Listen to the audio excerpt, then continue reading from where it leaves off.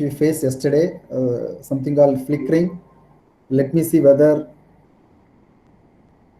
I'm able to solve it today.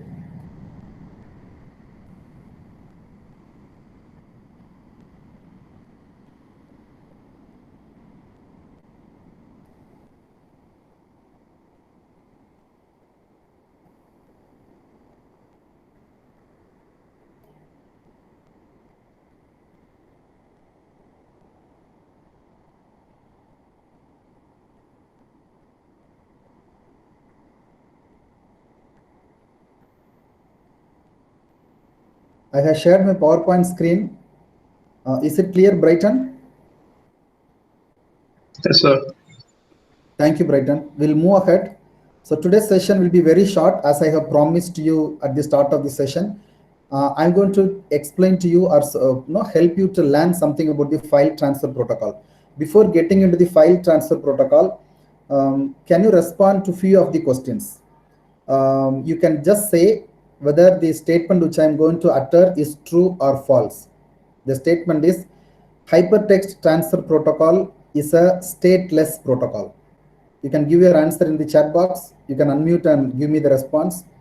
Statement is HTTP is a stateless protocol.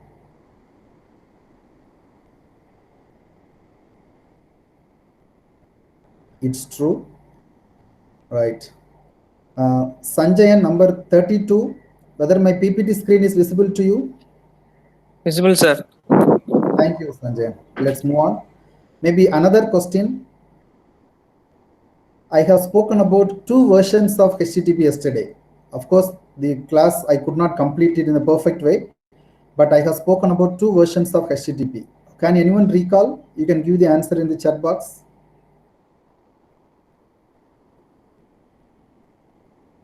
Perfect. Persistent and non-persistent. There is another acronym called RTT. Can you please expand RTT?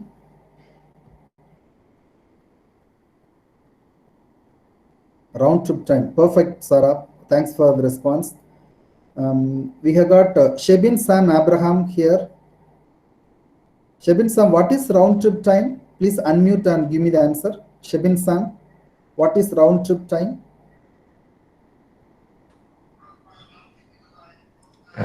Yes, sir. Please go ahead. What is round trip time, Shebin?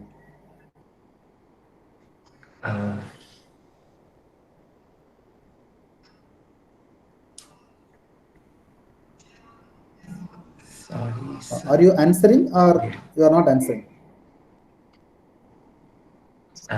Sir, I'm okay. You are not answering. Okay, that's okay. I thought there is a trouble with the audio. All right, no issues. Don't worry. You can learn it.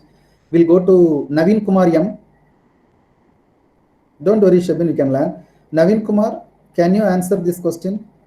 What is round trip time?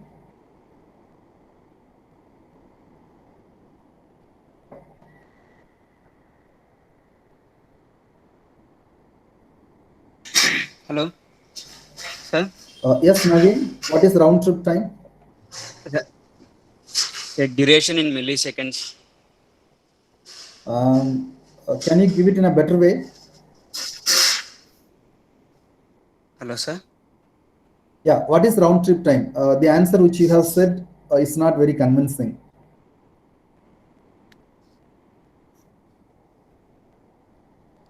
It takes for the network request to go for a starting point to a destination point. Okay, you are trying to get the answer right. So shall we go to Jamima Bila? Jamima Bila, are you on the line? Naveen Kumar, you can mute. Jamima, can you respond? What is round trip time? Sir? Hello, sir. Am I audible, sir? Yes, you are audible. You can go ahead. What is round trip time? So it's a duration in milliseconds.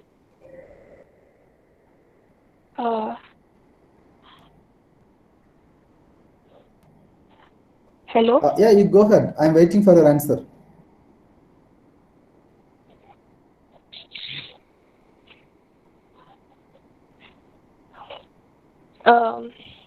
It takes for a network request to go from a starting point to the destination and back again to the starting point. All right, perfect. So that is called round trip time.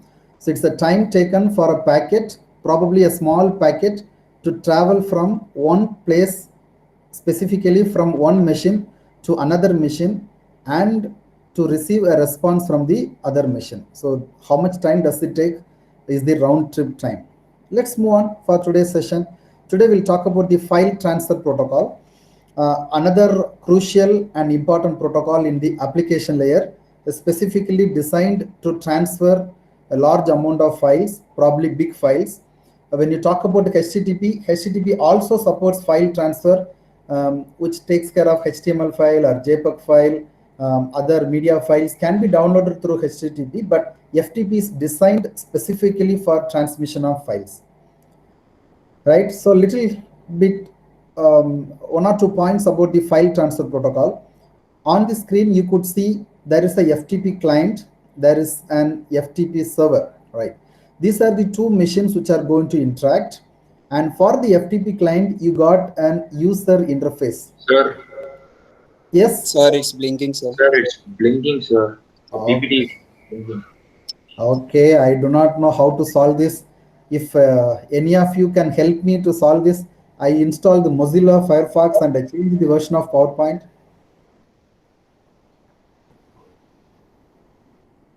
All right, don't bother. I'll do something more. Sir? Yes. Sir, if you could open it through Google Chrome or something, like put it in the classroom and open it from there, because when you were using another window yesterday, when you were explaining Wireshark, it was not causing a problem. So Okay. maybe not using the PowerPoint might help. I'm not sure. Just an idea. Yeah. Right. I'll try that. For me, it's clearly visible. Patan has said it's clearly visible. But anyway, thanks Patan for the response. But at least two of you have responded that it's not clearly visible. So, but it's only two more slides. Not much today for FTP, because I'm going to demonstrate something using Packet Tracer. So only this and the next slide. So please bear with me for two slides. So this file transfer protocol uses the FTP user interface, where the end user normally interacts with. And there is a local file system, we call it as a hard disk. And similarly for the FTP server, there is another file system, another hard disk is available with the FTP server. Now, how this FTP client interacts with the FTP server, what are the protocols involved, what are the port numbers which are used, we are going to see in a quick way, right? As I said, it is used to transfer file to remote host or transfer file from a remote host. We call it as uploading or downloading. Well, the second one, it uses client server model, very similar to your HTTP. Even in HTTP hypertext transfer protocol, we use client server model, and FTP also uses client server model. So that is, these two are having the same characteristics. And the third one, when you talk about the FTP server, it uses two port numbers. Unlike to your HTTP uses only one port number, which is 80, but FTP uses two port numbers, they are 20 and 21. So that is the speciality of file transfer protocol. Please remember, file transfer protocol is one of the few protocols which uses two port numbers. Here in the case 20 and 21. What is the necessity for two port numbers? This is the last but the previous slide for today's class. So it uses two separate lines for control as well as data connection, because the objective is to transfer large files and bigger files. A dedicated link is created for data transmission. So the points, the hints which I have written would help you to know more. FTP client contacts the FTP server at port 21 using TCP. Again, this line hints us that FTP also uses TCP at the transport layer. That is the second similarity when you compare with HTTP. Earlier we have seen it's a client server protocol and also the HTTP. Now it uses TCP in the transport layer, similar to our HTTP. Now, where do you have the difference? There are two port numbers I have mentioned. One is 20, the other one is 21. Interestingly, port number 20 is used for data connection, where the actual transmission of file happens. Port number 21 is used for control connection. What does it signify? The control connections are out of band. So this is one of the differences between the HTTP and FTP. In HTTP, control signals or control messages and the data message or data are shared in the same HTTP packet through the port number 80. Whereas in FTP, control connections are out of band, in the sense control signals are sent separately over a dedicated TCP connection, and data packets are exchanged between another dedicated TCP connection, right? This is the fundamental difference between FTP and HTTP, right? So we'll add few more points. The second one on the left hand side, the client is getting authorized over control connection. In the case of FTP, it is mandatory for you to get authorized over with the server. So when a client is trying to download a file, it has to authorize itself if it is designed that way.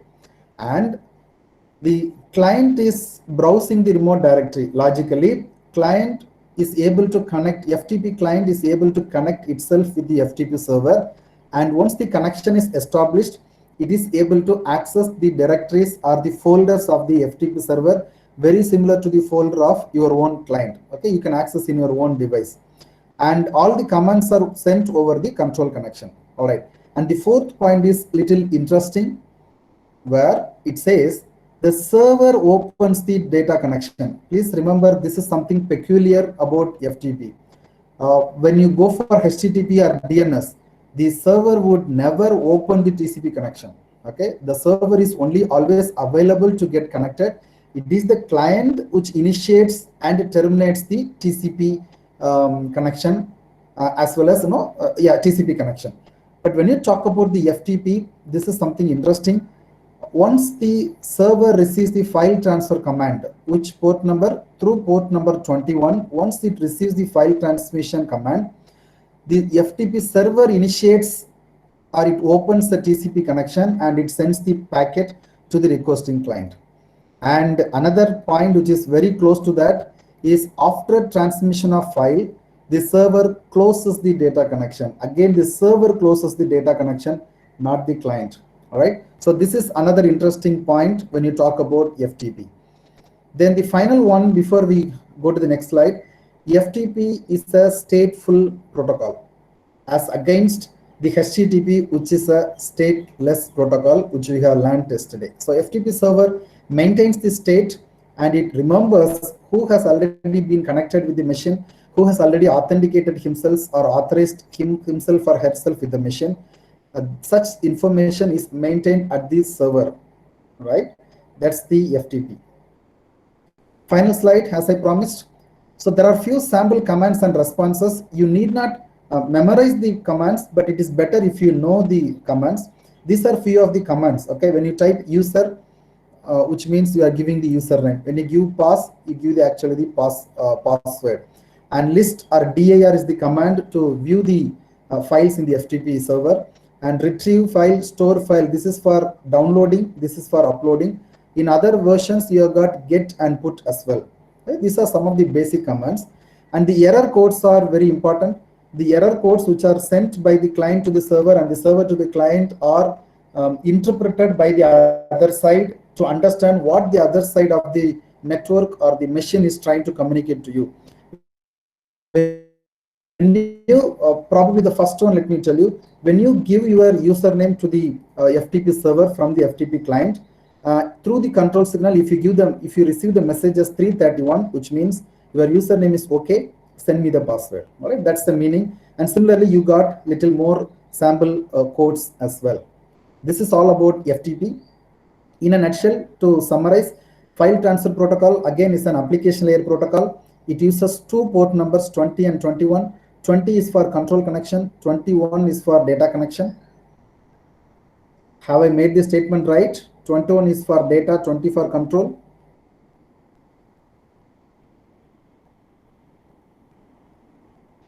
Anyway, I leave to you. You have 20 is thank you. data. 20 is data, 21 is for control. So my statement is right, I think. All right. Anyway, please check it up, because that's the time, that's the place you may mess up the things, right? So it's a deliberate mistake I have made. Please find out whether the statement which I have made is right or wrong by yourself, so that you will not forget it. All right. When you compare with HTTP as a normal client-server communication, interestingly, the server opens the TCP connection for data transmission, and the final one is FTP is a stateful protocol, whereas HTTP is a stateless protocol. All right, so I stop presenting that, but I'm not closing my session. As I promised, we'll see little from the packet tracer.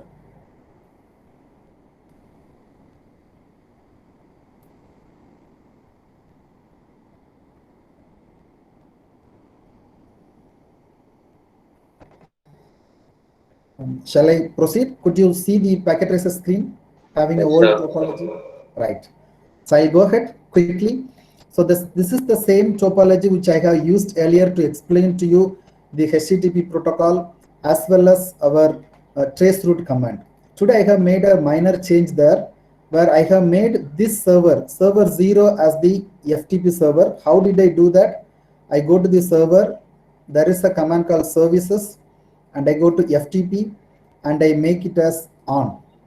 And I have created passwords like this. Username I have created as Cisco, password also I have created as Cisco, and the permission is RWDNL, which means write, read, delete, rename, list. All are possible with that. Very simple in packet tracer doing all these things, but don't think this is that much easy when you do with the real FTP server. That's interesting. That will be different one. But anyway, in the packet tracer, this is the way to create your username and password, which means FTP is enabled in this.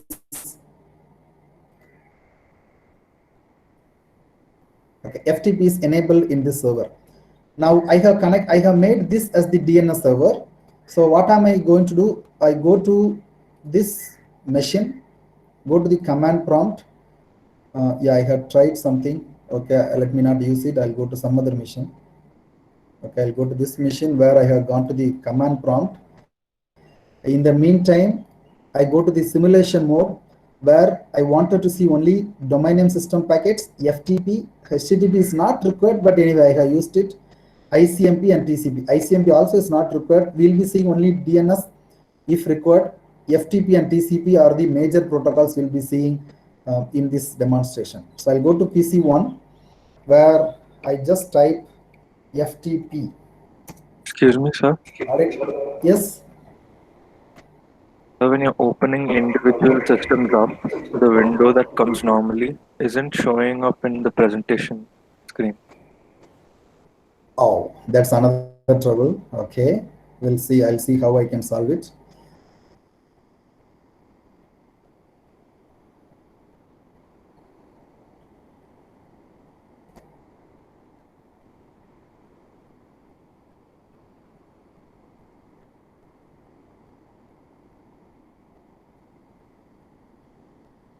I think this one will solve the problem. We'll see. Is it Yes, sir. visible now? Right. Thank you. Right. So I go to the command prompt where I had just typed FTP, but I did not give any parameter there. So it says you have to use FTP with the target. So I give FTP. What's the name of the server I have given? It is ftp.example.com. So I give ftp.example.com. As soon as I press, there is a DNS protocol running.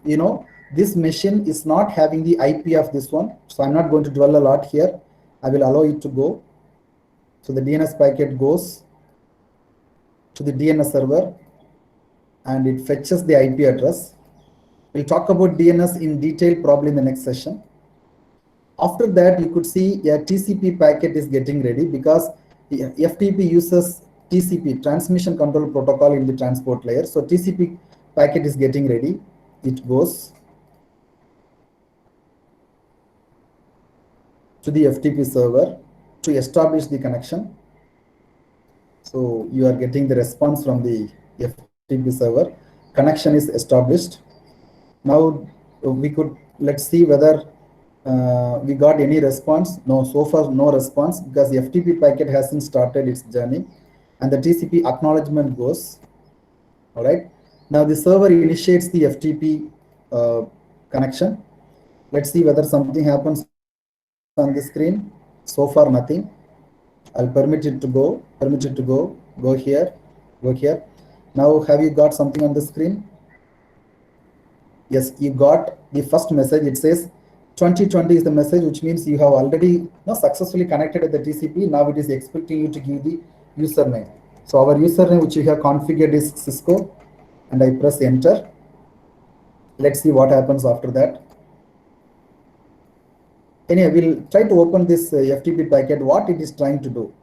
We'll go to the outbound and see the FTP command. It says it's the username. Argument is Cisco. Hope you remember the username has to be given with this command user, and the argument is Cisco, which is the input for it. And the destination port is 21. Source port is not a well-known port. It is greater than 1024. And the destination port is 21, which is for control connection, right? So this is again a control message which is happening. It goes to the server. Now the server responds with the second message. I think it should be asking for the password. Let's see whether that is true. Okay, it says code is 331. It says username is okay, need password. If you see here, 331 username is okay, password is required. So what you have given is fine, but give me the password. That's the meaning. That's okay. We'll allow this to travel. And have you got something on the screen? Yes, it is asking for password. I have typed the password as Cisco. It goes. Can we see the password in the outbound PDU? It takes it as the plain text in this packet tracer, but actually that is not the case, right? So the argument is also going as a, it's a plain text only in the simulation of packet tracer. So it goes and it goes on. Probably I'm not going to explain everything of it. Then the server will open the control data connection where it's going to be 20. Then we have to give get file or put. This all will help you. So again, it's my request to you to prepare such small topology in your packet tracer version and start exploring or exploiting this FTP. You need not make such complicated network. Have one client, one switch, one server. That is fine. Make that server as a FTP server. Have your client trying to connect with the FTP server. Use your get put command. All right. So that will help you to know more about your file transfer protocol. And I'm not continuing this because I have given you the basic of how this happens with the FTP. So I stop this simulation here. Let's go back to our quiz. And we'll try to find which are the correct answers. So now please take active participation so that as soon as you complete answering the last question, we'll stop the class. Right. So can you answer here? You can look at the screen. Which of the following is in the correct order of OSI reference model? You can say 1, 2, 3, 4. 1, sir. Perfect. Move on. Which of the following statements is correct?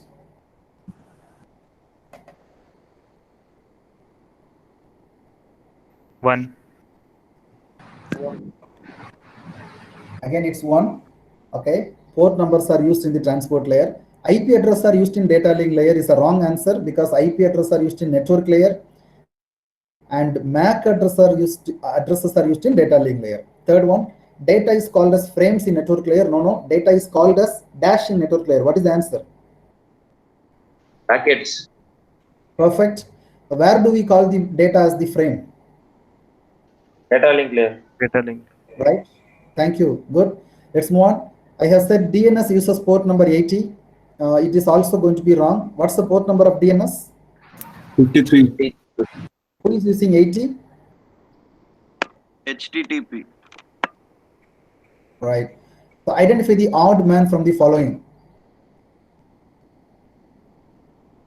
First one. What's your answer? First one again, medium access control. So medium access control is a technology in layer 2. When you have the shared medium, we have studied about collision in the very first class, if I'm correct, when we have spoken about the hub and the switch differences.